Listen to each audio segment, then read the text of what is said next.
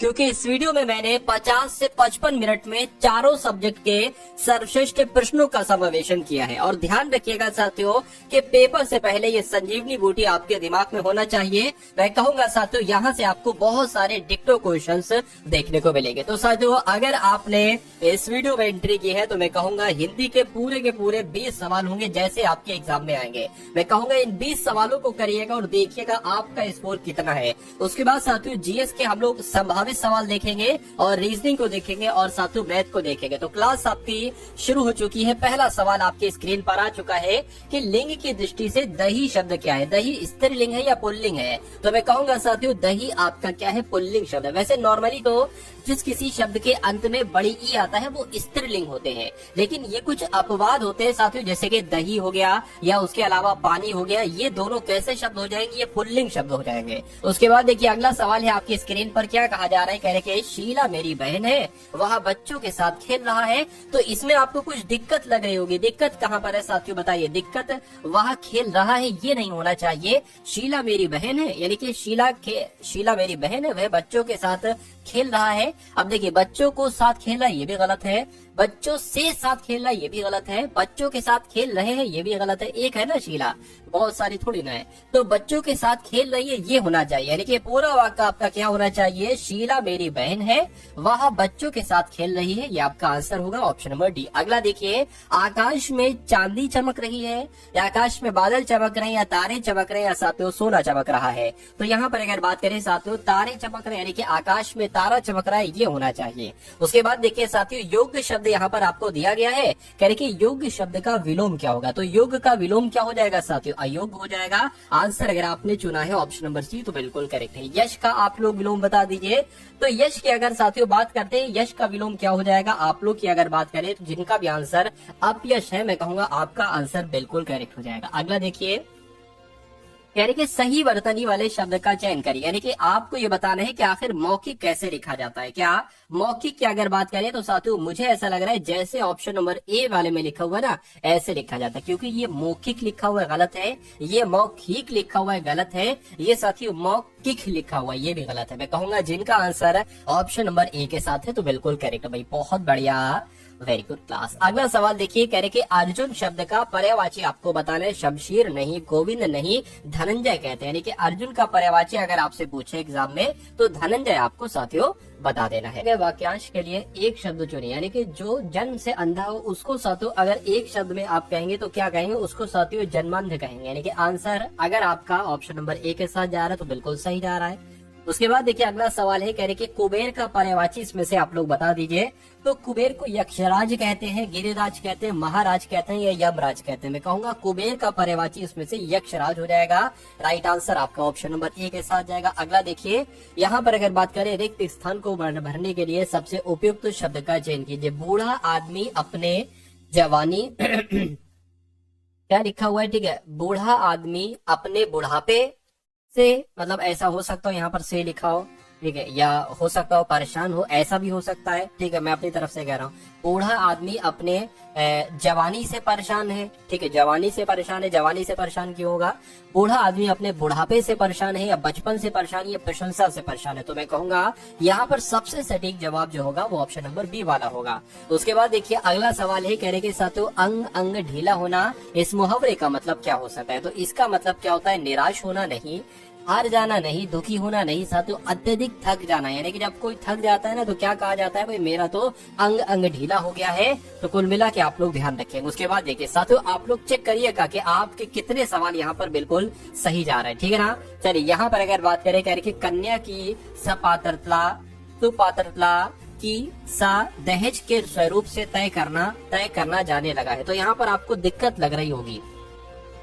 यहाँ पर अगर बात करें स्वरूप से तय किया, स्वरूप से तय करने जाने लगे ये भी नहीं सही लग रहा है। स्वरूप से तय करने जाने लगे हैं ये भी नहीं, स्वरूप से तय किया जाने लगा है ये सही लग रहा है कुछ, और स्वरूप से तय हुआ जाने लगा ये भी नहीं सही है। तो मैं कहूंगा कि यहाँ पर कौन सा वाक्य शुद्ध है? ऑप्शन नंबर सी वाला वाक्य शुद्ध है। अगला सवाल देखिए, जो मोक्ष चाहता हो, जो मोक्ष चाहता हो साथियों उसके लिए एक शब्द क्या होगा बता दीजिए। तो उसको क्या कहा जाएगा? मोक्षालु कहा जाएगा, अमोक्षीय कहा जाएगा, मोक्षप्रिय कहा जाएगा, उसको मुमुक्षु कहा जाएगा। ये बात आप लोग ध्यान रखिए, इसकी वर्तनी भी पूछी जाती है आपसे। चलिए उसके बाद देखिए अगला सवाल है कि हम जानते हैं कि परिश्रम का फल सदा ही मीठा होता है। तो यहाँ पर आपको बताना है साथियों क्या कि हम जानते हैं, दिएगा वाक्य का वह भाग याद कीजिए जिसमें कोई त्रुटि है। तो हम जानते हैं कि परिश्रम का फल सदा ही मीठा होता है। मीठा होती है लिखा हुआ है, अच्छा परिश्रम का फल तो सही लिखा है, सदा ही भी सही लिखा हुआ है, मीठा होती है ये गलत है। क्या होना चाहिए, हम जानते हैं कि परिश्रम का फल सदा ही मीठा होता है, यानी कि होता है होना चाहिए, लेकिन यहाँ पर होती है लिखा हुआ है। तो कुल मिला के कौन सा आंसर आपका सही है, ऑप्शन नंबर सी वाला सही है और यही आपका बिल्कुल सही जवाब है। अगला देखिए, रिक्त स्थान को भरने के लिए सबसे उपयुक्त शब्द का साथियों आपसे कहा जा रहा है कि चयन करके यहाँ पर आप लोग यहाँ पर बता दीजिए। चलिए तो मेरी बस, अब यहाँ पर खाली जगह है गई थी, अब यहाँ पर क्या आ जाएगा साथियों, गई थी, यानी कि मेरी बस सो गई थी या मेरी बस उड़ गई थी या मर गई थी या साथियों छूट गई थी। तो यहाँ पर क्या होना चाहिए, मेरी बस छूट गई थी ये होना चाहिए और ये आपका बिल्कुल सही जवाब हो जाएगा। अगला सवाल देखिए, कह रहे कि गणतंत्र दिवस की परेड में सैनिक कदम ताले कर रहे हैं। तो यहाँ पर आपको बताने की यहाँ कहीं आपको दिक्कत लग रही होगी, तो यही आपसे साथियों पूछा जा रहा है कि दिक्कत आपको बताना है साथियों कहाँ पर है। चलिए देखिए दिक्कत ये है, तो इसकी जगह पर क्या आना चाहिए, क्योंकि यहाँ पर भी ऐसा करके कुछ लिखा होगा कि दिए गए वाक्य में रेखांकित खंड को प्रतिस्थापित करने के लिए सबसे उपयुक्त विकल्प का चयन करिए। तो सैनिक कदम तालो कर रहे थे ये होना चाहिए, नहीं। सैनिक कदमों तालो कर रहे थे ये भी गलत है। सैनिक कदमों ताल कर रहे थे ये भी नहीं सही लग रहा है। सैनिक कदम ताल कर रहे थे, कदम ताल होना चाहिए, ना के साथियों कदम ताले होना चाहिए। तो कुल मिला के इस सवाल का जवाब अगर आपका है ऑप्शन नंबर डी के साथ तो बिल्कुल करेक्ट है। अगला सवाल देखिए, कह रहे कि वसंत पंचमी के दिन देवी से पूजा जाती है या देवी से प्रार्थना की जाती है या साथियों आवाहन या प्रसन्नता, यानी कि यहाँ पर आपको बताना है साथियों क्या आंसर आपका हो जाएगा, फटाफट आप लोग बता दीजिए। चलिए वसंत पंचमी के दिन देवी से प्रार्थना की जाती है, यहाँ पर की भी आना चाहिए, प्रार्थना की जाती है, प्रार्थना यहाँ पर आपका बिल्कुल सही जवाब हो जाएगा। उसके बाद देखिए अगला सवाल है, आपकी स्क्रीन पर साथियों देखिए और बताइए राइट आंसर आपका क्या होगा। कह रहे कि निम्नलिखित में से उस विकल्प का चयन करिए जो अंधे के हाथ बटेर लगना मुहावरे का अर्थ है। तो अंधे के हाथ बटेर लगना मुहावरे का अर्थ क्या होता है, बिना प्रयास के कीमती वस्तु मिल जाना, सफल होना, प्रयास से कीमती वस्तु मिलना या अयोग्य होना। तो मैं कहूंगा अंधे के हाथ बटेर यानी कि बिना प्रयास के कीमती वस्तु मिल जाना। आंसर आपका जाएगा ऑप्शन नंबर बी के साथ, बी के साथ नहीं बल्कि ए के साथ था शायद, हाँ ए के साथ था। साथियों यहाँ पर अगर बात करें, अगर आपने अभी तक इस वीडियो को लाइक नहीं किया तो वीडियो को कम से कम आप लोग लाइक कर दिया करिए। जितने लोग भी यहाँ पर साथियों हैं सभी लोग वीडियो को लाइक कर दिया करिए, क्योंकि आपका एक लाइक मुझे बहुत मोटिवेट करता है। देखा जाता है साथियों वहां पर मैं देखता हूँ कि अच्छा भाई इतने लोगों ने देखा है वीडियो को, इतने लोगों ने प्यार दिया और इतने लोगों में उनमें से साथियों लाइक का बटन दबाए। तो आप लोग लाइक का बटन दबा दिया करिए हर एक वीडियो में और इसमें भी साथियों, ठीक है, ताकि मैं आपके लिए और मेहनत कर सकूं और आपका एक सिलेक्शन पक्का हो जाए। क्योंकि मैं चाहता हूं साथियों हर एक घर से एक सिलेक्शन एसएससी जीडी में साथियों होना चाहिए। उन घर की बात कर रहा हूं जिन घरों में बच्चे तैयारी कर रहे हैं और जिनमें सबसे ज्यादा नौकरी की जरूरत है। क्योंकि आज साथियों बेरोजगारी का इतना लेवल बढ़ चुका है कि एक नौकरी पाना साथियों एसएससी जीडी में, क्योंकि वैकेंसी इसमें बम्पर एक तरीके से 39-40 हजार वैकेंसी है, तो इसमें से एक सीट पाना आपके लिए इतना आसान कर दूंगा, इतना आसान कर दूंगा। बस आपको मेहनत करते जाना है। जो डेली आपकी एसएससी जीडी की क्लास है डेली आपको साथियों देखना है, ठीक है ना। अरे है क्या, कुछ नहीं है भाई, हिंदी है और रीजनिंग आपको अच्छे से करना, मैथ, इन 3 सब्जेक्ट पर अगर आपने कमांड बना लिया तो मैं दावे के साथ कह सकता हूँ कि सिलेक्शन आपका कोई छीन नहीं सकता, कोई नहीं छीन सकता। फिर अगर ऊपर वाला ही चाहे कि इस बच्चे का सिलेक्शन ना हो तो जो है वो नहीं होगा, लेकिन अगर आप मेहनत करोगे तो ऊपर वाला ऐसा क्यों चाहेगा। ठीक है, जीएस पढ़ो, जीएस भी पढ़ो, मैं नहीं कहूंगा ऐसा कि जीएस ना पढ़ो, लेकिन जीएस में साथियों तकरीबन 12 से 13 स्कोर अगर आप कर देते हो तो बहुत अच्छी बात है, 12 से 13%। चलिए खैर, अब अगला सवाल देखते हैं, सही वर्तनी वाले शब्द का चयन करिए। तो यहाँ पर अगर बात करें शोकाकुल कैसे लिखा है, ये तो शौकाकुल लिखा हुआ है, ये शौकुल लिखा हुआ है, शोकाकुल साथियों ऑप्शन नंबर सी में जैसे लिखा हुआ ऐसे लिखा जाता है। और जिन्होंने भी सी का चयन किया था मैं कहूंगा बिल्कुल सही चयन किया था। उसके बाद देखिए साथियों, दिए गए वाक्य का वह भाग याद कीजिए जिसमें कोई त्रुटि है, यानी कि आजकल तापमान में तेजी से परिवर्तन हो रही है। अब दिक्कत आपको दिख गई होगी साथियों कि आजकल तापमान में तेजी से परिवर्तन हो रहा है, क्या आना चाहिए साथियों, हो रहा है आना चाहिए, हो रही है नहीं आना चाहिए। उसके बाद देखिए साथियों, दिए गए वाक्य का वह भाग याद करें जिसमें कोई त्रुटि है। तो यहाँ पर अगर बात करते हैं साथियों, मोहन ने रुपयों का प्रबंध आयन की पत्नी की गहने बेच करके, तो अयन की पत्नी के गहने क्या होना चाहिए, के गहने बेच करके ये होना चाहिए। तो मैं कहूंगा दिक्कत कहां पर है, दिक्कत साथियों ऑप्शन नंबर सी वाले में है। तो सी अगर आपका जवाब है तो मैं कहूंगा आपका जवाब बिल्कुल करेक्ट हो जाएगा। अब यहाँ पर अगर साथियों हम लोग बात कर लेते हैं 21 नंबर से सवाल की जीएस के। आपने साथियों पूरे के पूरे हिंदी के 20 क्वेश्चन देखे और बताइएगा कितना स्कोर आपका रहा। आप जीएस के साथियों 20 टॉप लेवल के मैं आपको क्वेश्चंस कराने वाला हूं, इसमें भी आप देखिएगा स्कोर आपका कितना रहा, और उसके बाद मैथ देखेंगे और साथियों रीजनिंग देखेंगे। चलिए भाई, तो 326 ईसा पूर्व में सिकंदर और राजा पोरस के बीच युद्ध किस नदी के किनारे पर लड़ा गया था। तो साथियों झेलम नदी के किनारे पर लड़ा गया था। ये बात आप लोग यहाँ पर ध्यान रखेंगे, जिनका आंसर ऑप्शन नंबर डी के साथ है बिल्कुल करेक्ट है। अगला सवाल देखिए, यानी कि भगवान महावीर की शिक्षाओं के संकलन को क्या कहा जाता है। तो साथियों क्या कहा जाता है, आगम सूत्र कहा जाता है। अगर आपसे पूछे कि महावीर स्वामी के शिक्षाओं के संकलन को क्या कहा जाता है, तो आगम सूत्र कहा जाता है। अगले नंबर का सवाल है, कह के प्राचीन काल में बौद्ध काल के दौरान कपिल वस्तु के शासक कौन थे। तो साथियों कौन थे, कपिल वस्तु के शासक कौन थे, तो शाक्य थे। क्या प्राचीन काल में बौद्ध काल के दौरान कपिल वस्तु का शासक कौन था, तो साथियों शाक्य थे। उसके बाद देखिए 5वीं शताब्दी ईसा पूर्व में, 5वीं शताब्दी की अगर बात करें, 5वीं शताब्दी साथियों ईसा पूर्व में, हाँ 5वीं शताब्दी ईसा पूर्व, ये 5 क्यों लिखा है, ये कहां पर कंफ्यूजन हो रहा है, कोई दिक्कत नहीं। 5वीं शताब्दी ईसा पूर्व में लिखा गया पाली कैनन किस धर्म का मूल ग्रंथ है। तो ये साथियों किस धर्म का एक ग्रंथ है, मैं कहूंगा ये तो बौद्ध धर्म का एक ग्रंथ है। किसका साथियों, ये बौद्ध धर्म का एक ग्रंथ है, ये भी आपको मालूम होना चाहिए। नालंदा किस धर्म का प्राचीन शिक्षण संस्थान था। तो साथियों नालंदा में एक तरीके से कहीं ना कहीं बौद्ध धर्म था, तो मैं कह सकता हूं कि नालंदा बौद्ध धर्म का प्राचीन शिक्षण संस्थान सा आंसर आपका जाएगा सी के साथ। अगला सवाल है, करके संपत्ति के अधिकार को, ठीक है, क्या संपत्ति के अधिकार को भारतीय संविधान के किस संशोधन के द्वारा मौलिक अधिकारों की सूची से हटा दिया गया था। ये सवाल सैकड़ों बार आपसे पूछा जा चुका है और इस बार भी आपसे पूछा जाएगा। तो 44वां संविधान संशोधन की जब हम बात करते हैं तो इसके जरिए से संपत्ति के अधिकार को साथियों मौलिक अधिकारों की सूची से हटा दिया गया था, ये आपको ध्यान रखना। उसके बाद देखिए अगले नंबर का सवाल है आपकी स्क्रीन पर, देखिए और बताइए राइट आंसर क्या होगा। क्या कहा जा रहा है, कह रहे निम्नलिखित में से किस राष्ट्र के संविधान से प्रेरित होकर भारत ने अपने संविधान में नीति निदेशक सिद्धांतों की विशेषता जोड़ी। यानी कि ये कहां से लिए गए हैं जो नीति निदेशक सिद्धांत है, मैं कहूंगा ये जर्मनी से लिए, जर्मनी से नहीं भाई साहब, ये आयरलैंड के देश के संविधान से लिए गए। कहां से लिए गए हैं साथियों, आयरलैंड देश के संविधान से लिए गए हैं नीति निर्देशक सिद्धांत। नेक्स्ट नंबर का सवाल है, क्या कहा जा रहा है कि भारत के राष्ट्रपति को पद से हटाने के लिए संसद के द्वारा कौन सा प्रस्ताव पारित किया जाता है, बताइए। तो अगर भारत के राष्ट्रपति को हटाना हो तो संसद में महाअभियोग प्रस्ताव को साथियों इस प्रस्ताव को पारित किया जाता है। ये आप लोग ध्यान रखेंगे, काफी इंपॉर्टेंट क्वेश्चन है और आपके एग्जाम में पूछा जाएगा। उसके बाद देखिए लोकसभा में अविश्वास प्रस्ताव पारित होने पर इसे इस्तीफा देना पड़ता है। तो साथियों किसको इस्तीफा देना पड़ता है, मंत्री परिषद को इस्तीफा देना पड़ता है। बिल्कुल साथियों, लोकसभा में जब अविश्वास प्रस्ताव पारित हो जाता है तो मंत्री परिषद को इस्तीफा देना पड़ता है, ये आपको याद रखना है। उसके बाद देखिए कि कौन सा भारतीय पर्वत विशालकाय पिरामिड जैसा दिखाई देता है और इसका एक समतल शिखर क्षेत्र तथा 2 चोटियां होती है। तो मैं कहूंगा किसकी बात चल रही है साथियों, आप लोग ध्यान रखेंगे, नंदा देवी की नहीं, साल्तोरो कांगड़ी की साथियों नहीं, या ममोस्तोंग कांगड़ी की साथियों नहीं, मैं कहूंगा कामेट पर्वत यहाँ पर होना चाहिए। हो सकता हो साथियों क्या टाइपिस्ट जो है वो टाइप करना भूल गया हो, कोई दिक्कत नहीं, मैं आपको बता दे रहा हूँ कि कौन सा भारतीय पर्वत, तो कामेट पर्वत ये विशालकाय पिरामिड जैसा दिखाई देता है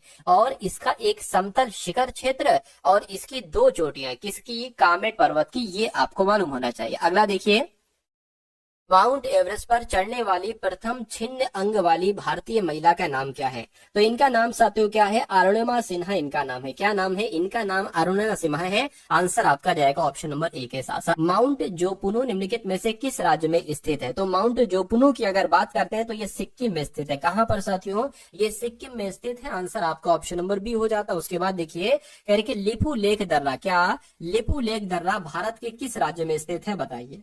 तो जो लिपू लेक दर्रा है ना साथियों, ये तो उत्तराखंड में स्थित है। कहाँ पर? उत्तराखंड में स्थित है। ये आप लोग ध्यान रखेंगे साथियों। पूरे 40 नंबर तक हम लोग सामान्य ज्ञान के क्वेश्चन देखेंगे, तो उसके बाद रीजनिंग आपके, और एक तरीके से मैथ उसके बाद होगी। कह रहे कि मार्शल आर्ट डिम्बे ये किस महाद्वीप से संबंधित है? तो जो एक तरीके से बात करते हैं साथियों, ये अफ्रीका से संबंधित है, ये भी आप लोग ध्यान रखेंगे। उसके बाद देखिए, किस भौतिक मात्रा का सीमेंस में मापन किया जाता है, बताइए। तो विद्युत विभव का नहीं, विद्युत चालकता का बिल्कुल सही। यानी कि साथियों, जो विद्युत चालकता है ना, विद्युत चालकता भौतिक मात्रा का सीमेंस में मापन किया जाता है। अगला सवाल देखिए, निम्नलिखित में से किसे कंप्यूटर के मस्तिष्क के नाम से जाना जाता है? तो कंप्यूटर के मस्तिष्क के नाम से तो साथियों सेंट्रल प्रोसेसिंग यूनिट को जाना जाता है, यानी कि सीपीयू को जाना जाता है। अगले नंबर का सवाल है, कह के कौन सी मिश्र धातु में लेड होता है और साथियों टिन होता है? तो लेड और टिन की हम बात करते हैं तो ये सोल्डर में होता है। क्या साथियों? ये सोल्डर में होता है। ये भी आप लोगों को याद रखना। अब उसके बाद देखिए, बैंकों में जमा राशि के अधिकतर हिस्से का उपयोग किस लिए किया जाता है? तो साथियों ऋण देने के लिए। क्या? बैंकों में जो जमा राशि है ना, ठीक, उसको ऋण के रूप में, एक तरीके से लोन के रूप में दे दिया जाता है लोगों को।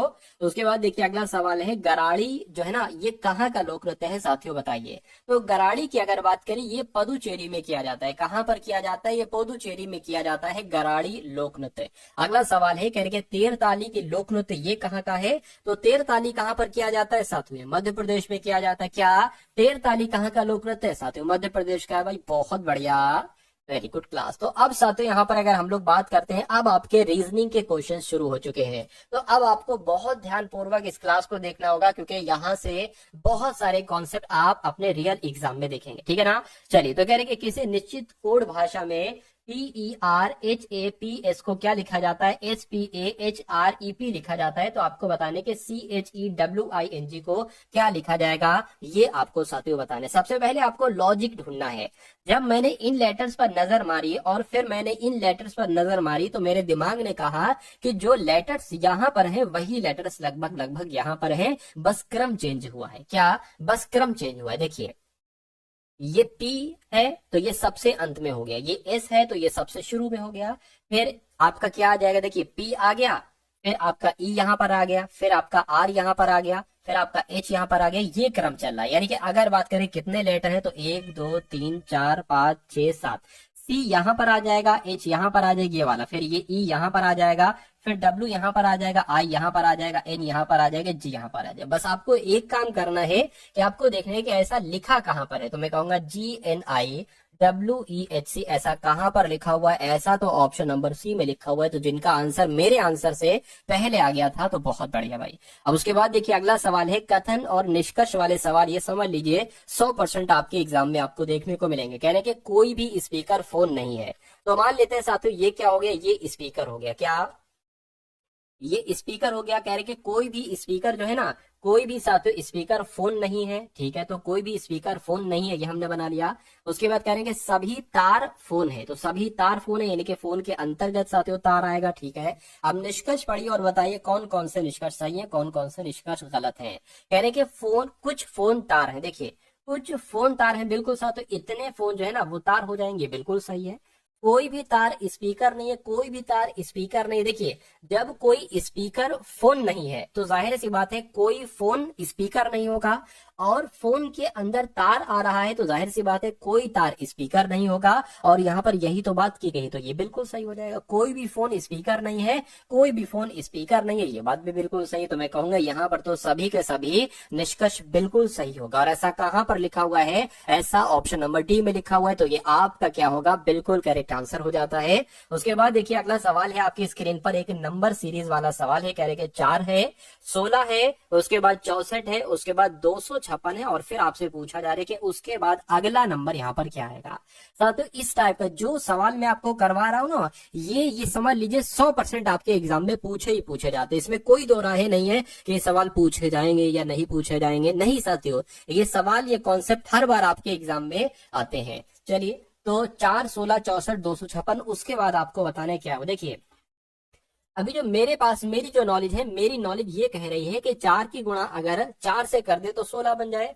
64 की गुणा अगर 4 से कर दे तो 16 की गुणा 4 से कर दे 64 बन जाए। और मेरे हिसाब से 64 की गुणा 4 से अगर करते हैं तो 256 बनता है। देखिए जरा, 4 चौक 16, 16 आ गया, 6 चौक 24 और 25 बिल्कुल। यानी कि अब हमें साथियों 256 की गुणा भी 4 से कराना होगी। क्या 256 की गुणा भी 4 से कराना होगी? तो 6 चौक आपका 24 हो जाएगा, 6 पंजे 4 पंजे कितना हो जाएगा 20 हो जाएगा, और 2 22 आपका हो गया, 4 दूना 8 और 10। यानी कि यहाँ पर मेरे हिसाब से जो आना चाहिए वो 1024 आना चाहिए। अब आपको देखना है कि अगर 1024 ऑप्शन में है तो मैं बिल्कुल सही हूं और आप भी सही है बिल्कुल। 1024 ऑप्शन नंबर डी वाले में है तो ये हमारा बिल्कुल सही जवाब हो जाएगा। अगला एक कॉन्सेप्ट देखिए, बहुत शानदार है।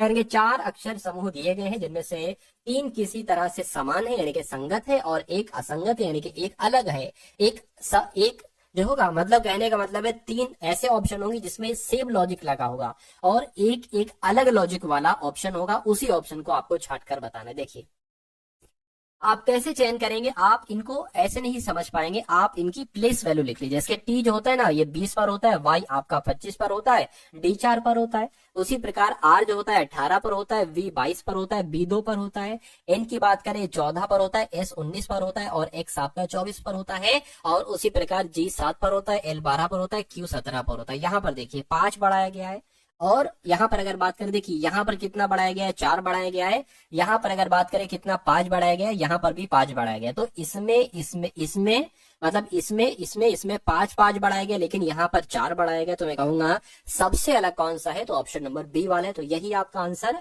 हो जाएगा। अब यहाँ पर अगर बात करें, देखिए 12 से 17 हुआ है, मैं कहूंगा 5 बड़ा है।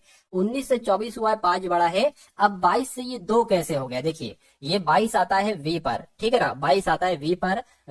उसके बाद क्या आ जाएगा 23, 24, उसके बाद 25, उसके बाद 26, 26 पर जेड आ जाएगा, उसके बाद ए आ जाएगा, और उसके बाद साथ यहाँ पर बी आ जाएगा। तो ऐसे करके ए कितना बड़ा है, 1 2 3 4 5 6, मतलब यहाँ पर 6 बढ़ रहा है, इसलिए तो साथियों सबसे अलग लॉजिक हो जाएगा। ठीक है, और यहाँ पर भी कितना बड़ा है, 5 बड़ा है, 25 के बाद 26, 26 के बाद 1 यानी कि ए। खैर अगला सवाल देखिए आपकी स्क्रीन पर है। 6 अलग अलग पंक्तियों में एक के बाद एक के क्रम में बैठे हुए हैं। ठीक है, 6 लोग हैं, एक पंक्ति है, करेंगे पंकज अल्पेश से ठीक आगे वाली पंक्ति में बैठा है। देखिए अब यहाँ पर अगर बात करें, ये सवाल की अगर बात करें 6 लोग की यहाँ पर बात की गई, तो 6 लोग की जगह हम बना लेते हैं 1 2 3 4 5 और 1 साथियों 6। ठीक है, तो क्या कहा जा रहा है, कह रहे कि पंकज अल्पेश से ठीक आगे वाली पंक्ति में बैठा है। तो पंकज से ठीक है, पंकज जो है ना अल्पेश से, मान लीजिए अल्पेश की अगर बात करें तो अल्पेश हम यहाँ पर बनाते हैं, आप कहीं पर भी अल्पेश बना लो, कोई दिक्कत नहीं।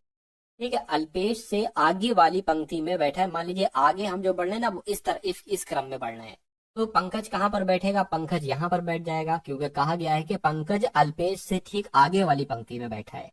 तो उसके बाद कहने के दिनेश अंतिम पंक्ति में बैठा है। ठीक है, दिनेश अंतिम पंक्ति में बैठा है, कहने अल्पेश वाली पंक्ति से पहले 4 पंक्तियां हैं, यानी कि अल्पेश से आगे 4 पंक्तियां हैं। कहने का मतलब है 4 लोग बैठे हैं, तो 1 2 3, यहाँ पर तो 3 बैठ रहे हैं। तो एक काम ये करो, इधर एक आप बढ़ा लो और इधर एक आप कट कर दो, कुछ नहीं, ये कट कर दिया।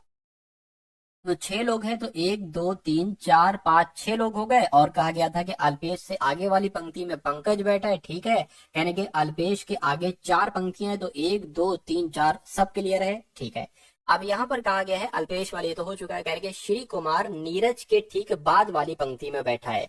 तो श्री कुमार की अगर बात करें साथियों, अब श्री कुमार कहाँ पर बैठा ले, श्री कुमार कहने का मतलब साथियों ये है कि श्री कुमार जो है ना, क्या कहा है, श्री कुमार नीरज के ठीक बाद वाली पंक्ति में बैठा है। तो साथियों नीरज कहीं यहाँ पर होगा और उसके बाद श्री कुमार होंगे, क्योंकि यहाँ पर कहा गया है कि पहले अगर कहा जाएगा तो इधर बढ़ेगा और बाद कहा जाएगा तो साथियों इस तरफ, जैसे पंकज के बाद अल्पेश है, ऐसे करके फॉर एग्जाम्पल मैंने आपको बता दिया। तो अगर साथियों क्या नीरज को मान लीजिए हम यहाँ पर बैठा दें, तो जाहिर सी बात है श्री कुमार यहाँ पर बैठेंगे। कह रहे कि मनिंदर पहली पंक्ति में नहीं बैठा है, तो पहली पंक्ति में नहीं बैठा है मनिंदर, यानी कि मनिंदर यहाँ पर नहीं बैठेगा, मनिंदर साथियों यहाँ पर आ जाएगा, मनिंदर यहाँ पर।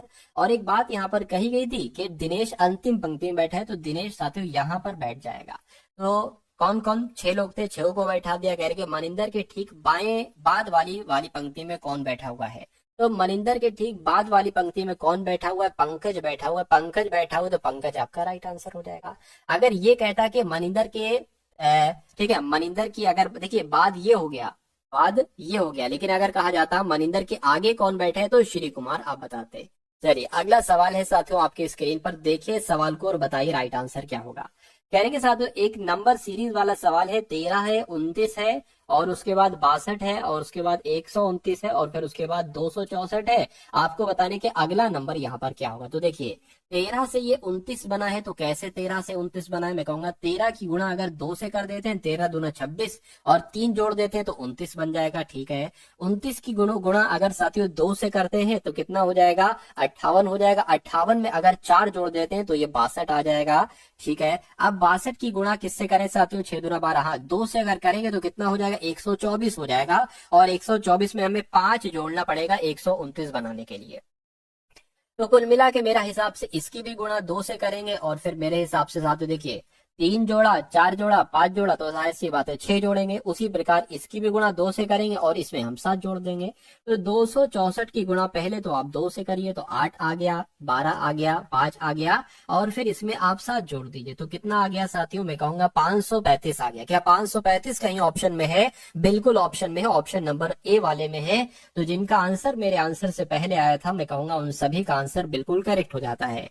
अब उसके बाद देख लीजिए अगले नंबर का साथियों सवाल है आपके स्क्रीन पर। इस सवाल को देखिए और बता दीजिए कि आंसर आपका क्या होगा। कह रहे कि एक निश्चित कोड भाषा में ULTRA को क्या लिखा जाता है, 422444036 2 लिखा जाता है। तो आपको बताने कि FUMING को क्या लिखा जाएगा बताइए।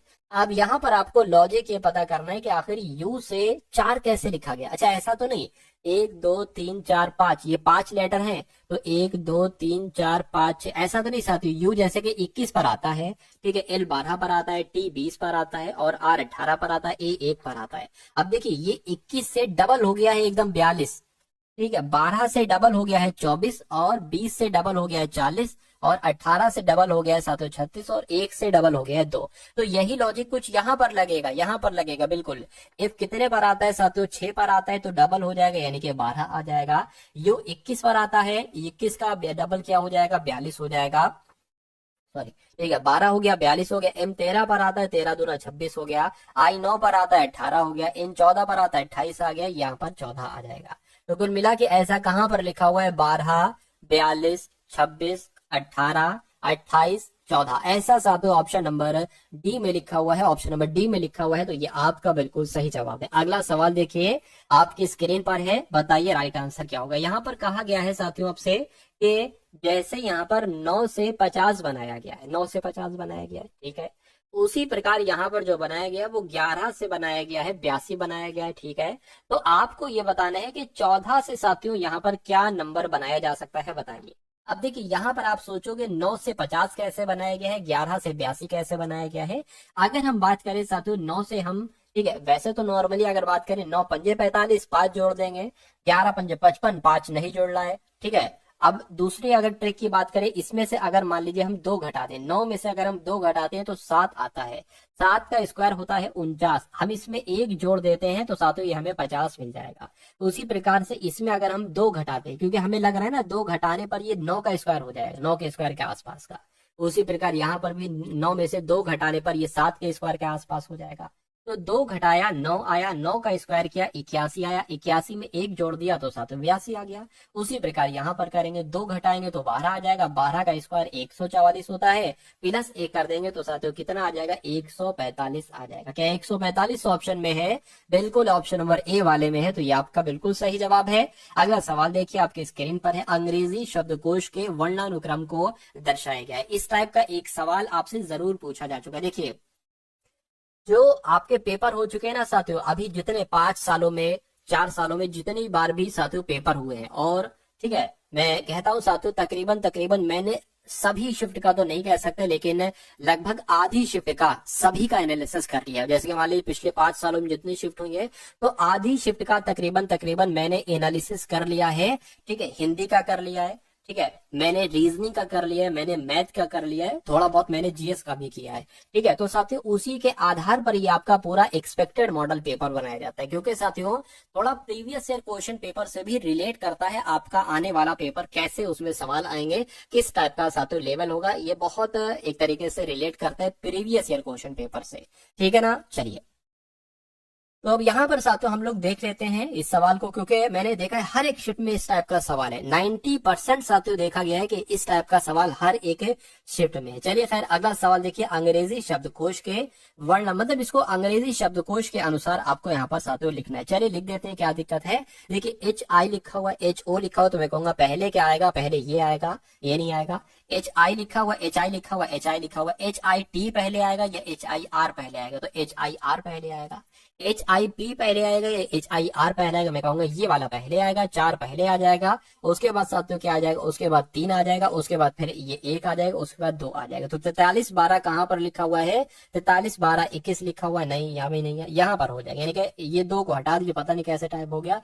तो 43-12 आपका ऑप्शन नंबर बी में लिखा हुआ है, तो ये आपका बिल्कुल सही जवाब है। ये देखिए साथियों, यहाँ पर अगर बात करें, वर्गों के उस समुच्चय का चयन कीजिए जिनके बीच के संबंध को निम्न वेन आरेख द्वारा सर्वोत्तम रूप से दर्शाया गया है। यानी कि महिलाएं ड्राइवर आर्किटेक्ट ऐसा बनेगा। देखिए इसमें एक ऐसा ऑप्शन होगा जो बिल्कुल अलग होगा, यानी कि इस वाले ग्रुप का इससे कोई संबंध नहीं, इस वाले ग्रुप का इससे कोई संबंध नहीं, और इस वाले ग्रुप का इससे कोई संबंध नहीं होगा। अब देखिए ड्राइवर तो महिलाएं भी हो सकती हैं, ठीक है ना, तो ये नहीं हो सकता। डॉक्टर, करदाता, नर्स। अब अगर बात करते हैं साथियों, हो सकता है साथियों कुछ डॉक्टर जो है ना वो करदाता हो, तो ये भी नहीं होगा। प्रिंटर, टीवी, वॉशिंग मशीन, ये बिल्कुल अलग हो जाएगा, क्योंकि वॉशिंग मशीन टीवी नहीं हो सकती और टीवी प्रिंटर नहीं हो सकते। तो इसका जब आप वेन आरेख बनाओगे तो कुछ इस टाइप से बनेगा जैसे यहाँ पर बना हुआ है। तो जिनका आंसर सी था, मैं कहूंगा बिल्कुल करेक्ट था। अब उसके बाद देखिए अगला सवाल है आपकी स्क्रीन पर, इस सवाल को देखिए और बताइए सही जवाब आपका क्या होगा। और बहुत अच्छे से इस सवाल को देखना है आपको। क्या कहा जा रहा है साथियों, कहा जा रहा है साथियों आपसे कि मालती विवेक की पत्नी के ससुर की बेटी है। बहुत अच्छे से देखिएगा, क्या कहा जा रहा है, मालती की यहाँ पर साथियों बात की जा रही है। तो मान लीजिए मालती यहाँ पर मैंने बना दिया, यानी कि मालती जो है ना ये विवेक की पत्नी, अच्छा विवेक की पत्नी के ससुर की बेटी है। मान लीजिए विवेक आपका ये हो जाएगा, ठीक है ना। विवेक की पत्नी कौन होगी, विवेक की पत्नी ये हो गई। विवेक की पत्नी के ससुर कौन होंगे, जाहिर सी बात है साथियों विवेक के पिताजी होंगे। तो विवेक के पिता की बेटी है ये मालती। कहने का मतलब ये है, ये पिताजी हैं, पिताजी का बेटा है विवेक और इनकी बेटी है मालती, यानी कि ये दोनों आपस में भाई बहन हो गए। और ये कौन हो गई, ये विवेक की पत्नी हो गई। इस एक लाइन का ये मतलब हो जाएगा, ठीक है ना। उसके बाद कहा गया कि अर्पित नीतू का पोता है जो दयाल की पत्नी है। अच्छा जो दयाल की पत्नी है, ठीक है, अर्पित नीतू का पोता है। अर्पित अभी इसको छोड़ दो, क्योंकि अभी हमें कहीं पर रिलेशन नहीं मिल पा रहा है। कह रहे कि विवेक दयाल का इकलौता बेटा। अच्छा ये यानी कि दयाल ये हो गए, यानी कि विवेक के पिताजी हमें मिल गए, कौन है, दयाल है। अब यहाँ से हो सकता है अर्पित नीतू का पोता है, अर्पित जो है ना वो नीतू का पोता है जो दयाल की पत्नी है। अच्छा दयाल की पत्नी भी है, दयाल की पत्नी कौन है, नीतू है। दयाल की पत्नी हम यहाँ पर बना लेते हैं, दयाल की पत्नी कौन हो गई, दयाल की पत्नी नीतू हो गई। फिर से पढ़े क्या कहा गया, अर्पित नीतू का पोता, यानी कि नीतू का एक तरीके से साथियों क्या है, पोता है। तो मैं कहूंगा साथियों इन दोनों का बेटा कौन होगा, अर्पित होगा। इन दोनों का बेटा कौन होगा, अर्पित होगा। यही तो कहा गया है कि अर्पित नीतू का पोता है, नीतू का पोता हो गया जो दयाल की पत्नी है, जो दयाल की पत्नी नीतू, ठीक है कोई दिक्कत नहीं। उसके बाद कह रहे विवेक दयाल का इकलौता बेटा, यानी कि जो विवेक है ना ये दयाल का इकलौता बेटा है। सुष्मिता मालती की बहन है, यानी कि सुष्मिता जो है ना साथियों मालती की बहन है। तो मालती की एक बहन भी है सुष्मिता, जिनका नाम है क्या, सुष्मिता जिनका नाम है। उसके बाद कहा जा रहा है कि सुष्मिता मालती की बहन हो गया। विवेक की पत्नी का अर्पित से क्या सा, अरे भाई विवेक की पत्नी, मान लीजिए विवेक की पत्नी होगी, अर्पित को क्या कहेंगे, अर्पित को अपना बेटा ही तो कहेंगे, ठीक है, अर्पित को अपना बेटा कहेंगी। लेकिन यहाँ पर ये पूछा जा रहा है कि अर्पित क्या कहेगा विवेक की पत्नी को, अर्पित क्या कहेगा विवेक की पत्नी को, विवेक को कहेगा पिताजी और विवेक की पत्नी को कहेगा माताजी। तो माताजी कहाँ पर लिखा हुआ है, ऑप्शन नंबर बी में लिखा हुआ है। तो ऐसे साथियों होगा ये सवाल। और मैं कहूंगा आपके एसएससी जीडी में अगर पूछा जाता है तो इससे कठिन सवाल नहीं पूछा जा सकता, पूछा जाएगा तो इससे आसान, वरना इसी लेवल का पूछा जाएगा, इससे कठिन मेरे हिसाब से नहीं पूछा आपसे जाएगा। और अगर पूछा भी जाता है तो मैं आपको उस तरीके से और भी क्वेश्चंस करा दूंगा जिससे आप हर टाइप के सवाल को इस टाइप के कर पाओ। चलिए अब उसके बाद देखिए अगला सवाल है, कह रहे कि जिस तरह से अटलांटिक का संबंध महासागर से हो उसी तरह पनामा का संबंध किससे होगा, बताइए। परिवहन से, नहर से, भाषा से, या साथियों महाद्वीप से। देखिए अगर बात करते हैं तो अटलांटिक क्या है, अटलांटिक एक महासागर, क्या है, अटलांटिक महासागर आपने सुना होगा। और उसी प्रकार आपने सुना होगा पनामा नहर का नाम, किसका नाम, पनामा नहर का नाम। तो जैसे अटलांटिक एक महासागर है, उसी प्रकार पनामा क्या है, पनामा एक नहर है। परिवहन थोड़ी ना है, भाषा भी नहीं, महाद्वीप भी नहीं है। तो आंसर आपका अगर है ऑप्शन नंबर बी के साथ, तो मैं कहूंगा बिल्कुल करेक्ट है। उसके बाद देखिए अगला सवाल है साथियों आपके स्क्रीन पर। आप इस सवाल को देखिए और इस सवाल का साथियों आप लोग जवाब बताने की कोशिश करिए, और मुझसे पहले साथियों इसका आंसर आपको बताने। देखिए क्या क्या कहा जा रहा है यहाँ पर, कहा जा रहा है कि 7 व्यक्ति हैं PQRSTU और एक सीधी क्षैतिज पंक्ति में उत्तर की ओर उन्मुख करके बैठे हैं। कितने लोग हैं साथियों, 7 लोग हैं। तो 7 लोगों की हम 7 लोग यहाँ पर बना लेते हैं। कितने लोग हैं, 7 लोग हैं। तो 1 2 3 4 5 6 और एक साथियों 7, ठीक है ना। चलिए सबसे पहले साथियों लिखा हुआ है कि इनका, इन सभी का मुख की अगर बात करें ना, उत्तर की दिशा यानी कि इस तरफ साथियों इनका मुख है। अब पहली लाइन में लिखा हुआ है कि यू आर के बाईं और दूसरे स्थान पर बैठा है। तो यू आर, आर मान लीजिए साथियों हम यहाँ पर बना देते हैं। कहाँ पर, यहाँ पर। क्या कहा जा रहा है, आर के बाईं और दूसरे स्थान पर कौन बैठा है साथियों, यू बैठा है, यानी कि यू यहाँ पर बैठा होगा, यू यहाँ पर बैठा होगा। उसके बाद कह रहे हैं कि क्यू वी के बाईं और दूसरे स्थान पर बैठा है। और कह रहे हैं कि साथियों आर के बाईं और तीसरे स्थान पर। अब पता हम इसको फॉलो करेंगे, अभी इसको स्किप कर दें। क्यों, क्योंकि यहाँ पर हमें आर मिल रहा है और आर यहाँ पर मिल रहा है, इसलिए आसानी हो जाएगी आगे बढ़ने में। यानी कि आर के बाईं और तीसरे स्थान पर टी बैठा है, तो आर यहाँ पर, आर के बाईं और तीसरे स्थान पर, यानी कि 1 2 3, यानी कि हमें यहाँ पर एक बनाना चाहिए। एक हमने यहाँ पर बढ़ा लिया और एक हम यहाँ पर कट कर देंगे, ठीक है। तो आर के बाईं और तीसरे स्थान पर टी है, यानी कि साथियों टी यहाँ पर आ जाएगा। उसके बाद क्या कहा जा रहा है, उसके बाद कह रहे हैं कि यहाँ पर कुछ मिल रहा है, देखिए जरा, क्यू और वी अभी नहीं मिला हमको। इसको देखिए, कह रहे हैं कि एस पी के दाईं और तीसरे स्थान पर बैठा है। एस पी के दाईं और तीसरे स्थान पर बैठा है। कह रहे हैं कि यदि टी किसी कोने पर बैठा है। अब देखिए टी की बात करें ना, तो कह रहे हैं कि टी किसी कोने पर बैठा है, बिल्कुल, यानी कि अंतिम कोना आपका ये है। ये बात भी क्लियर हो गई। अब एक बार सवाल को दोबारा पढ़िए। आर के बाईं और दूसरे स्थान पर बैठा है यू, बैठा दिया। वी के बाईं और दूसरे स्थान पर बैठा है क्यू, वी के, ठीक है, वी के बाईं ओर। तो मान लीजिए अगर साथियों हम वी को कहां पर बैठा दें, वी को एक काम करें यहाँ पर बैठा दें अगर हम, ठीक है, तो दूसरे स्थान पर यहाँ पर बैठेगा क्यू। एक काम करिए, वी को यहाँ पर बैठालते हैं, ये तो कुछ नहीं है।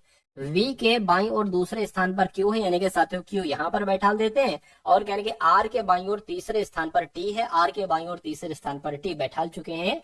पी के दाईं और तीसरे स्थान पर एस है, तो पी के दाईं और तीसरे स्थान पर क्या, पी के दाईं ओर तीसरे स्थान पर ऐसा, यानी कि अगर हम पी को यहाँ पर बैठाते हैं तो 1 2 3 यहाँ पर साथियों हमें इसको बैठाना होगा। तो 7 लोग थे, 7 को बैठाल दिया है। TUPRQSV सबको बैठाल दिया। पूछा क्या जा रहा है कि तो दूसरे कोने पर कौन बैठा है, ये आपको यहाँ पर बताना है। तो दूसरे कोने पर देखिए, पहला कोना ये हो गया, दूसरा कोना आपका ये हो गया, यानी कि वी आपका जो होगा वो बिल्कुल सही जवाब हो जाएगा, ठीक है ना। और वी कौन से ऑप्शन में, वी ऑप्शन नंबर डी वाले में है, ठीक है। अब टी नहीं है, वरना कंफ्यूजन कुछ बच्चों को हो जाता, ठीक है। चलिए खैर कोई दिक्कत नहीं, आंसर जिनका भी डी है बिल्कुल करेक्ट है। उसके बाद देखिए अगला सवाल है आपकी स्क्रीन पर, कह के दी गई शीट को मोड़कर एक घन बनाया जाता है। इस किस प्रकार का, इस प्रकार निर्मित घन में संख्या 3 वाले फलक के विपरीत पर कौन होगा, ये आपको बताने। देखिए अगर मैं आपको सबका बता देता हूं, सबसे पहले ये जो लिखा है ना, ये 1 लिखा है, ये 3 लिखा हुआ है, ये 5 लिखा हुआ है, ये 2 लिखा हुआ है, ये 5, ये क्या लिखा हुआ है,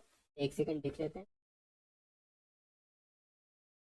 हाँ ये फिर ये क्या, अच्छा ये 6 लिखा हुआ, ये लिखा हुआ, ये 5 लिखा हुआ है, ठीक है। ये आपका 6 लिखा हुआ है, और ये क्या लिखा हुआ है, ये 5 लिखा हुआ है, और ये आपका 4 लिखा हुआ है। अगर आपसे पूछा जाता कि 1 का विपरीत क्या होता, पहले मैं आपको बता देता हूँ 6 का विपरीत। तो 6 का विपरीत एक नंबर को छोड़कर 5, यानी कि 6 का विपरीत पूछते 5 बताते, या 5 का विपरीत पूछते 6 बताते। अब बचा 2, 2 का विपरीत क्या हो जाएगा, 3 हो जाएगा। 2 का विपरीत पूछते तो 3 बताते, या 3 का विपरीत पूछते 2 बताते। अब बचा 1 और 4, तो जाहिर सी बात है 1 का विपरीत पूछते 4 बताते, 4 का विपरीत पूछते 1 बताते। तो पूछा गया है 3 का विपरीत क्या होगा, 3 का विपरीत साथियों 2 होगा। 2 कहां पर है, ऑप्शन नंबर सी वाले में है। अब उसके बाद देखिए नेक्स्ट नंबर का सवाल है साथियों आपके स्क्रीन पर, इस सवाल को देखिए और मुझे बता दीजिए कि आपका राइट आंसर यहाँ पर क्या हो सकता है। देखिए कहने की 28, अच्छा इसको पढ़ लीजिए। दिए गए समीकरण को सही करने के लिए किन दो संख्याओं को आपस में बदलना बदला जाना चाहिए। हम ए को सबसे पहले चेक कर लेते हैं। ये 14 की जगह पर 28 और 28 की जगह पर हम 14 रखने की कोशिश करते हैं। तो 28 है तो साथियों 14 आ जाएगा, गुणा 3 आ जाएगा और प्लस 14 है तो यहाँ पर 28 आ जाएगा, माइनस 45 हो गया, भाग साथियों 9 हो गया, बराबर 65 आना चाहिए। अगर बराबर कैलकुलेट करके 65 आ जाता है तो ए आंसर हो जाएगा, वरना हम साथियों दूसरे को चेक करेंगे। 14 तिया कितना हो जाएगा, 42 हो जाएगा, प्लस आपका 28 हो जाएगा। 9 की अगर 45 की भाग 9 से करेंगे तो 9 पंजे 45, यहाँ पर 5 आ गया, ठीक है ना। तो 42 प्लस 28 में से 5 जाएगा, कितना बचेगा साथियों, 23 बचेगा। तो इन दोनों को जोड़ दो, कितना आएगा जोड़ने पर साथियों, ये आपका आ जाएगा 5 और ये आपका आ जाएगा 6, यानी कि 65 बराबर 65 हो चुका है। तो यही आपका सही जवाब हो जाएगा। अगर यहाँ पर 65 नहीं आता, कुछ और आता, तो फिर हम ऑप्शन नंबर बी वाले को चेक करते हैं। चलिए भाई, उसके बाद देखिए नेक्स्ट नंबर का सवाल है आपकी स्क्रीन पर, कह रहे हैं कि ए डी आई जैसे बनाया गया है ई एस, तो आपको बताना है कि बी डी जी एच से क्या बनाए जा सकते हैं, यानी कि कौन से दो लेटर बनाए जा सकते हैं। तो सबसे पहले अगर बात करें साथियों, ये आखिर बना कैसे है, देखिए ये तो आपका आ जाएगा साथियों 1 पर, ये 4 पर आ जाएगा, ये 9 पर आ जाएगा और ये आपका 10 पर आ जाएगा। और इसकी अगर बात करें ई 5 पर आ जाएगा और एस आपका 19 पर आ जाएगा। कैसे बना है, अच्छा ऐसे तो नहीं साथियों, देखिए ये शुरू के दो को जोड़ देते हैं, यानी कि 1 प्लस 4 ये 5 हो गया और 9 प्लस 10 19 हो गया। तो ऐसे जुड़ेगा, ऐसे जुड़ेगा तो साथियों बहुत आसान है, यानी कि 2 4 और साथियों 7 और 8, इन दोनों को जोड़ो जरा, क्या आएगा, तो ये साथियों यहाँ पर 6 आ जाएगा और यहाँ पर क्या आ जाएगा, 15 आ जाएगा। 6 जो है ना वो एफ हो जाएगा और 15 ओ हो जाएगा। एफ ओ आंसर है, मैं कहूंगा बिल्कुल ऑप्शन नंबर सी में। तो लॉजिक आप साथियों समझ गए कि इस सवाल को मैंने कैसे किया, ठीक है ना। चलिए उसके बाद देखिए, ये तो रिपीट हो गया। उसके बाद देखिए अगला सवाल है आपकी स्क्रीन पर, इस सवाल को देखिए और बता दीजिए फटाफट आंसर आपका किस ऑप्शन के साथ जाएगा, बताइए। यानी TARGET को क्या लिखा जाता है, UBSF, क्या UBSH लिखा जाता है, ठीक है। और FU को फ्लो लिखा जाता है, FU को फ्लो लिखा जाता है और GMPX लिखा जाता है। अच्छा सॉरी सॉरी सॉरी, यहाँ पर क्या इसको ये लिख दिया गया और फ्लो को क्या लिखा जाएगा, फ्लो को साथियों GMPX लिखा जाएगा। तो आपको बताना है MACROS को साथियों क्या लिखा जाएगा। चलिए भाई देखिए यहाँ पर एच है, एच एच होना चाहिए, एच नहीं यहाँ पर, तो एच मैंने यहाँ पर बना लिया, यानी कि UBSH और FU, ठीक है ना। चलिए तो साथ हम लॉजिक की पहचान करें तो लॉजिक कैसे क्या हो सकता है, देखिए ये टी होता है 20 पर, ए 1 पर, आर 18 पर, डी 7 पर, ई 5 पर, टी 20 पर होता है। अब यहाँ पर अगर बात करें, ये देखिए ऐसा तो नहीं साथ, देखिए टी से एक बढ़ा दिया गया यू आ गया, ए से एक बढ़ा दिया गया बी आ गया, आर में एक बढ़ाओगे तो एस आएगा, मतलब एक एक सब में बढ़ाए जा रहे। इसमें भी वही चीज है, एफ में एक बढ़ा है जी आ गया, एल में एक बढ़ा है एम आ गया, ओ के बाद पी और डब्ल्यू के बाद एक्स। तो इसको तो बहुत आसान सा तो ये आपके लिए हो जाएगा। एम के बाद एन आ जाएगा, ए के बाद बी, सी के बाद डी, आर के बाद एस, ओ के बाद साथियों पी और एस के बाद टी। तो मैं कहूंगा ऐसा ऑप्शन कहां पर लिखा हुआ है, NBDSPT। तो मैं कहूंगा ऐसा तो सिर्फ और सिर्फ ऑप्शन नंबर डी में लिखा हुआ है, तो ये आपका बिल्कुल करेक्ट आंसर हो जाता है। उसके बाद देखिए अगला सवाल है, तो अब साथियों यहाँ पर आपके सामने अगर बात करें तो मैथ के क्वेश्चंस आपके शुरू हो चुके हैं, क्योंकि मैथ के आपके 20 सवाल आएंगे। तो टारगेट आपको 20/20 रखना है कि 20 में से 20 सवाल आप करेंगे, सही है। हिंदी, रीजनिंग, मैथ में पूरा पूरा स्कोर लाना, ठीक है, यानी कि एक आधा नंबर भी आपका ना कटने पाए। चलिए तो मैथ के इस बेहतर कॉन्सेप्ट को देखते हैं जो आपके एग्जाम में पूछा जा सकता है। कह रहे कि एक ईंट की माप, एक ईंट है, एक ईंट की माप 28 सेंटीमीटर, 18 सेंटीमीटर, 6 सेंटीमीटर है, ठीक है। मतलब लंबाई, चौड़ाई, ऊंचाई की बात की गई है। यानी कि तो 21 मीटर लंबी, 12 मीटर ऊंची और 36 सेंटीमीटर मोटी दीवार बनाने के लिए कितनी ईंटों की आवश्यकता होगी। चलिए ठीक है ना, ये बात साथियों आपसे कही गई है, कोई दिक्कत नहीं है। तो अब यहाँ पर देखिए, आप बहुत ध्यान से देखिएगा इस सवाल को।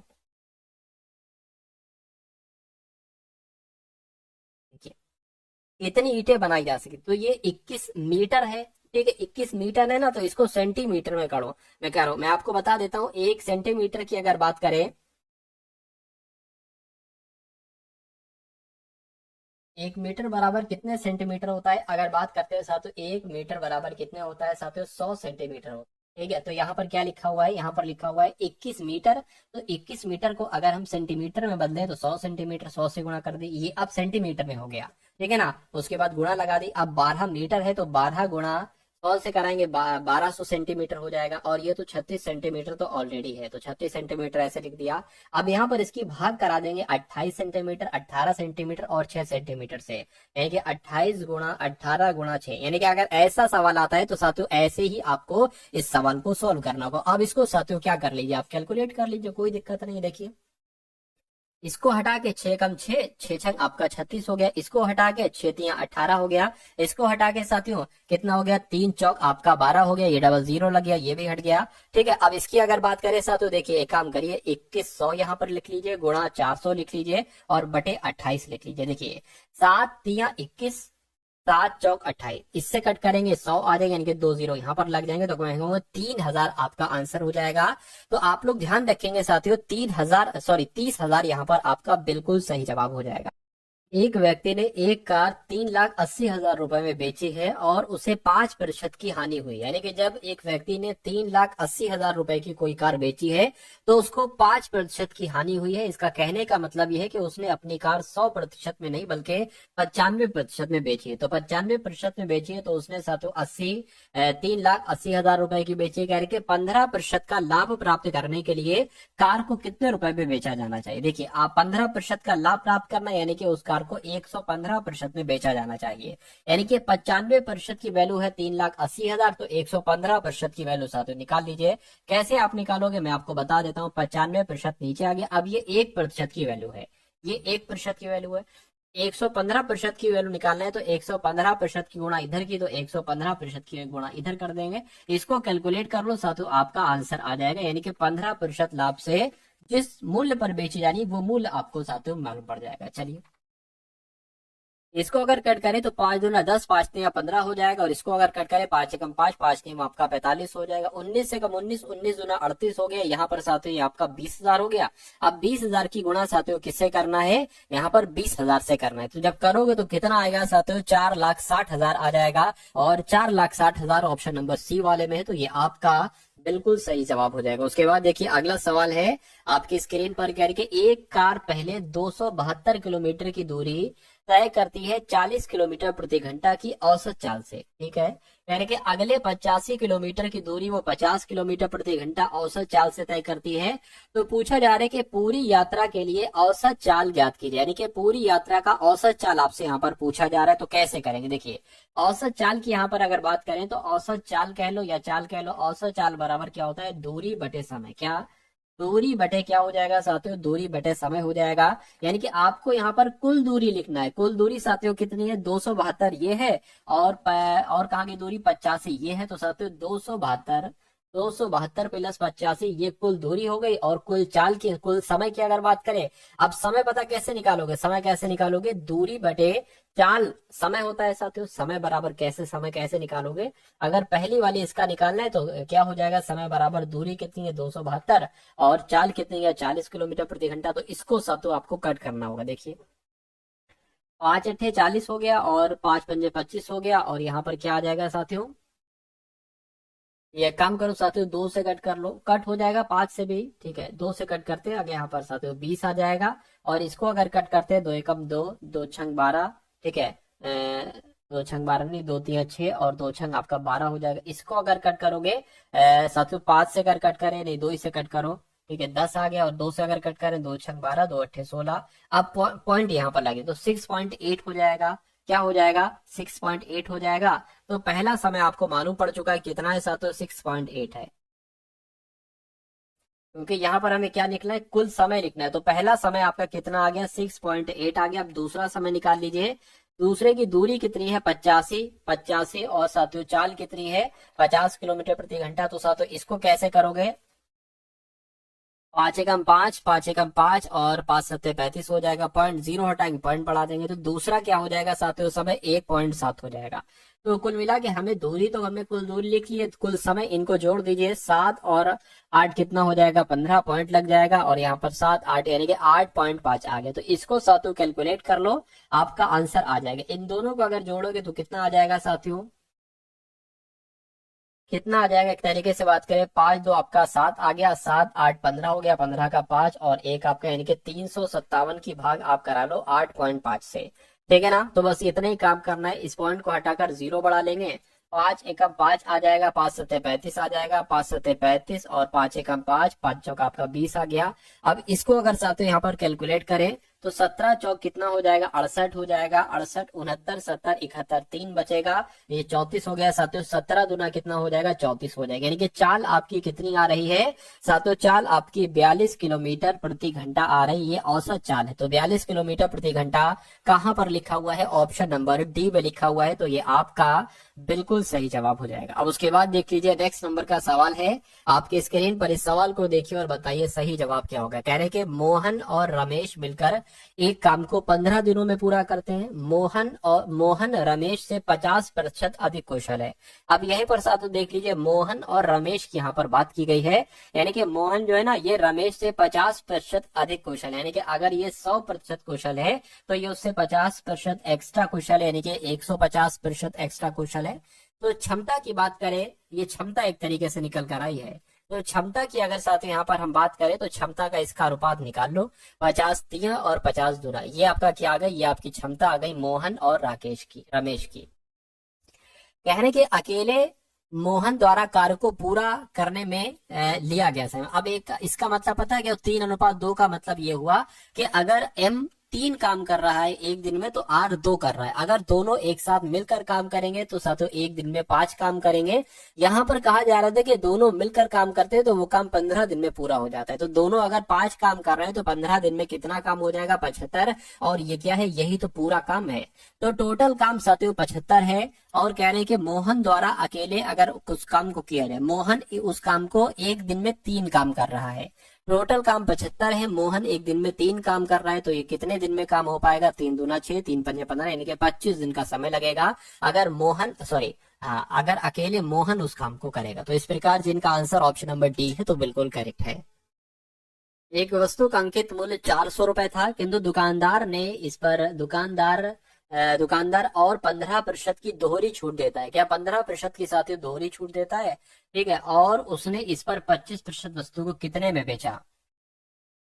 देखिए सवाल में थोड़ी सी दिक्कत मैं आपको बता देता हूँ। सवाल ऐसे होना चाहिए कि एक वस्तु का अंकित मूल्य 400 रुपए है, इसने इस पर पहले 15% की छूट दी और फिर 25% की छूट दी, तो ये फिर कितने रुपए की वस्तु हो जाएगी, ये बात आपसे कही जा रही है। तो 400 रुपए की कोई वस्तु है, 15% की छूट दी गई, यानी कि इस वस्तु को साथियों कितने में बेचा गया, 85% में बेचा गया। फिर 25% की छूट दी, यानी कि इस वस्तु को 75% में बेचा गया। तो अब ये वस्तु कितने रुपए की बिकेगी, ये चीज आपको बताना है। देखिए इन 2 जीरो से ये 2 जीरो कैंसिल हो जाएंगे और इस 4 से साथियों आएगा तो नीचे 25 आ जाएगा। 25 एकम 25, 25 तिया 75 हो जाएगा। 85 तिया कितने हो जाते हैं, तो 85 तिया 5 तिया 15, 8 तिया 24 और साथियों 25 हो जाएगा, यानी कि 255 आ जाएगा। तो मैं कहूंगा साथियों 255 आपका राइट आंसर हो जाएगा। तो एक वस्तु का अंकित मूल्य अगर 400 है, इस पर 2% 2 बार छूट दी जाती है, एक बार 15 की एक बार 25 की, तो वो वस्तु 400 की जगह 255 रुपए की बिकेगी। उसके बाद देखिए दो धनात्मक संख्याओं का अनुपात 3:4 है, यदि उनके घनों का योग 728 है तो इन दो संख्याओं का योग क्या होगा, आपसे पूछा जा रहा है। देखिए क्या कहा गया है, मान लीजिए वो संख्याएं क्या है, एक 3x है और एक 4x है। तो इन दोनों संख्याओं का घन करिए जरा। तो साथियों पहली संख्या का अगर घन करते हैं तो 3x² हो जाएगा और दूसरी संख्या अगर 4x² हो जाएगा। इन दोनों का योग जो है ना वो कितना है, वो 728 है, ठीक है। तो अब अगर बात करें 3x² का मतलब होगा 3 का स्क्वायर कितना हो गया, 9x² हो गया और प्लस 4x² यानी कि 4 चौक 16x² हो गया बराबर 728 हो गया। तो इन दोनों को अगर आप साथियों प्लस करोगे तो कितना आ जाएगा। अच्छा घन की बात की गई यहाँ पर, ये तो मैंने वर्ग किया है ना, ठीक है। तो घन की बात की गई यहाँ पर साथियों, घन कर देते हैं, कोई दिक्कत नहीं है। तो साथियों यहाँ पर घन लिख देते हैं, ठीक है, घन लिख देते हैं। तो 3 का घन क्या हो जाएगा साथियों, 27x³ प्लस 4 का क्या हो जाएगा, 64x³ बराबर क्या हो जाएगा, 728 हो जाएगा। इन दोनों को अगर जोड़ेंगे तो साथियों कितना आ जाएगा, एक तरीके से 7 4 11 और साथियों ये आपका कितना आ जाएगा 9, यानी कि 91x³ बराबर 728 आ गया। तो अब अगले स्टेप में साथियों क्या होगा, x³ बराबर 728/91 आ जाएगा, ठीक है ना। ये बात क्लियर है। चलिए अब अगर इसको कट करते हैं साथियों, क्या किससे कट करें, 13 सत्ते 91 हो जाएगा और 13 पंजे 65, 13 छंग 78 ज्यादा हो गया, 13 पंजे 65 हो गया और यहाँ पर साथियों कितना जाएगा, 7 जाएगा। 13 छंग 78 हो गया, 7 7 49, 7 8 56 हो गया, यानी कि एक्स क्यूब बराबर क्या आ गया 8 आ गया। तो एक्स बराबर क्या आ जाएगा साथियों 2 हो जाएगा, क्योंकि ये 2 का क्यूब होता है 8। तो एक्स का मान यहाँ पर आपको निकल गया। कह रहे दोनों संख्याओं का योग क्या है। देखिए एक्स का मान 2 है तो 3x क्या हो जाएगा, यानी कि साथियों 3 दूना 6 और ये क्या हो जाएगा 4 दूना 8। तो इन दोनों को जोड़ेंगे साथियों कितना आएगा, ठीक है 14 आ जाएगा। मैं कहूंगा 14 इन दोनों का क्या हो जाएगा, 14 आपका इन दोनों का योग हो जाएगा। तो 14 ऑप्शन नंबर सी में लिखा हुआ है, तो ये आपका बिल्कुल सही जवाब हो जाता है। उसके बाद देखिए अगले नंबर का सवाल आपके स्क्रीन पर है। क्या हो सकता है इस सवाल का जवाब देखिए। कह रहे हैं साथियों एक व्यक्ति के वेतन में पहले 15% की वृद्धि की जाती है, ठीक है, उसके बाद 15% की कमी कर दी जाती है। तो उसके वेतन में जो शुद्ध परिवर्तन हुआ यानी कि कितना परिवर्तन हुआ ये आपसे यहाँ पर साथियों पूछा जाए। देखिए पहली बात तो आप लोग ये ध्यान रखेंगे, अगर किसी के वेतन में कितने भी प्रतिशत की वृद्धि की जाती है पहले और फिर उतने ही प्रतिशत की कमी की जाती है तो हमेशा साथियों उसको हानि होती है, कभी प्रॉफिट नहीं होगा। पहली बात आप लोग ध्यान रखेंगे, यानी कि वृद्धि वाला आंसर नहीं हो सकता, कमी वाला आंसर हो सकता है। तो इसका एक सूत्र मैं आपको साथियों बता देता हूँ। क्या एक वो सूत्र क्या है साथियों, x/100 का स्क्वायर, ठीक है। यानी कि अब x क्या है, x ये जो सेम नंबर आएंगे वो x होगा, यानी कि 15 गुणा 15, ठीक है 15 गुणा 15 और नीचे आपका 100 आ जाएगा। इसको अगर साथियों आप कैलकुलेट करेंगे तो 5 तियां 15 और साथियों यहाँ पर 20 आ जाएगा, ठीक है 5 एकम 5, 5 तो आपका 20 आ जाएगा। तो ये क्या हो जाएगा साथियों, मेरे हिसाब से ये 3/4 यहाँ पर 4 हो जाएगा, 3/4 हो जाएगा कितना, अच्छा ये 3 आएगा ना, तो 3 तियां 9, 9/4 यहाँ पर 4 हो जाएगा। इसको अगर आप और कट करोगे तो 4 एकम 4, 4 दूना 8 हो गया, एक बचेगा ना पॉइंट लगेगा 0 और 4 दूना कितना हो जाएगा 8 हो जाएगा। तो ऐसे 2.2 करके आंसर आएगा 2.2, ठीक है और एक बार कट कर ले 2 बचेगा, पॉइंट लगा 0 बढ़ा दिया, 2×5 यानी कि 2.25% की कमी आ जाएगा। और ऐसा कहाँ पर लिखा हुआ है, ऐसा साथियों ऑप्शन नंबर सी में लिखा हुआ है। उसके बाद देखिए अगला सवाल आपकी स्क्रीन पर है, कह रहे कि 2 शंकुओं की ऊंचाइयों का अनुपात, यानी कि 2 शंकु हैं, पहला शंकु की ऊंचाई अगर 2 है तो दूसरे शंकु की ऊंचाई 1 होगी, उनकी त्रिज्याओं का अनुपात 1:2 है। तो कह रहे उन शंकुओं के आयतन का अनुपात क्या होगा। देखिए शंकु के आयतन क्या होता है साथियों, अगर मैं आपसे कहूँ क्या शंकु का आयतन, क्या साथियों शंकु का आयतन की अगर हम यहाँ पर बात करते हैं तो 2 शंकु हैं, ठीक है। एक शंकु का आयतन ये पहला वाला हो गया, मान लीजिए ये शंकु का आयतन साथियों दूसरा वाला हो गया। तो क्या होता है साथियों, सूत्र मैं आपको यहाँ पर बता देता हूँ, ठीक है 1/3 पाई r²h ये होता है। तो पहले वाले शंकु की अगर बात करें और गुणा पाई की अगर बात करें तो साथियों क्या हो जाएगा, पाई ये आ गया और r²। अब देखिए पहले वाले की अगर बात करें 2 शंकु की ऊंचाई का अनुपात, ये ऊंचाई है और ये उनकी त्रिज्या है। पहले वाले की 1 है, पहले वाले की क्या है त्रिज्या क्या है 1 है, 1 का स्क्वायर और गुणा पहले वाले की ऊंचाई क्या है 2 है, तो यहाँ पर 2 आ जाएगा, ठीक है। अब देखिए 1/3 पाई गुणा अब दूसरे वाले शंकु की क्या त्रिज्या क्या है तो 2 है, तो 2 आ जाएगा और यहाँ पर क्या है 1 है तो साथियों 1 आ जाएगा, ठीक। अच्छा अब इसका स्क्वायर आएगा, ये बात ध्यान रखिएगा। तो 1/3 से कैंसिल, पाई से पाई कैंसिल और यहाँ पर 1 ये है, 1 से 1 कैंसिल हो जाएगा, 2/4 आ जाएगा, 2 का स्क्वायर 2/4 यहाँ पर आ गया। तो मैं कह सकता हूँ इन दोनों का पता क्या हो जाएगा साथियों 2:4 हो जाएगा। अच्छा ये कट भी तो जाएगा, तो 1 आ गया नीचे 2 आ गया, यानी कि 1:2 आंसर आ जाएगा। तो 1:2 कौन से ऑप्शन में लिखा हुआ है, ऑप्शन नंबर सी में लिखा हुआ है, तो ये आपका बिल्कुल सही जवाब हो जाएगा। अब ये सवाल को देखिए और आज के इस वीडियो का साथियों अंतिम सवाल आपके स्क्रीन पर है। क्या अंतिम सवाल साथियों आपके स्क्रीन पर है, कहने के मिश्र धातु A का 40 किलोग्राम, ठीक है, मिश्र धातु B के 63 किलोग्राम मिलाया जाता है यदि मिश्र धातु A में लेड और टिन का अनुपात 2:3 है और मिश्र धातु B में टिन और तांबे का अनुपात 2:5 है, तो नई मिश्र धातु में टिन की मात्रा क्या है। देखिए 2 तरह की मिश्र धातु है, मिश्र धातु A मैं आपको समझा देता हूँ, 2 तरह की मिश्र धातु है, मिश्र धातु A हो जाएगी और साथियों क्या हो जाएगी मिश्र धातु B हो जाएगी। क्या साथियों, दूसरी की अगर बात करते हैं मिश्र धातु B हो जाएगी, 2 तरह की है। पहले की जो बात की गई है वो 40 किलोग्राम मिश्र धातु है, दूसरे की जो बात की गई है साथियों वो 63 किलोग्राम मिश्र धातु है, ठीक है ना। अब इसमें साथियों क्या है, इसमें है आपकी लेड और टिन है, लेड और टिन है और इसमें क्या बताई गई है साथियों टिन और तांबा बताई गई है। मैं यहाँ पर तांबा लिख दूं, क्या तांबा लिख देता हूँ, चलिए ये टिन हो गई, ठीक है, और ये भी टिन हो गई, ये क्या हो गई ये लेड हो गई। चलिए तो इसका अनुपात जो है वो 2:3 बताया गया और इसका अनुपात 2:5 बताया गया, ये बात क्लियर है। अब यहाँ पर कहा गया था साथियों क्या कि यदि मिश्र धातु ए में लेड और टिन का अनुपात तो मिश्र धातु बी में इतना अनुपात है, तो नई मिश्र धातु में टिन की मात्रा क्या होगी। अब देखिए मिश्र धातु ए में टिन की मात्रा क्या हो जाएगी, तो टिन की मात्रा क्या है, पहले कुल कितनी है 40 किलोग्राम है, 40 किलोग्राम का तीन टिन पूछा गया ना, तो टिन 3 है और इन नीचे दोनों का योग आ जाएगा, यानी कि यहाँ पर क्या आ जाएगा साथियों 5 आ जाएगा। अब इसको अगर कैलकुलेट करें 5 अट्ठे 40 8 3 24, यानी कि 24 के आ गया साथियों, ये आ गया ठीक है, 24 किलोग्राम क्या हो गई टिन हो गई।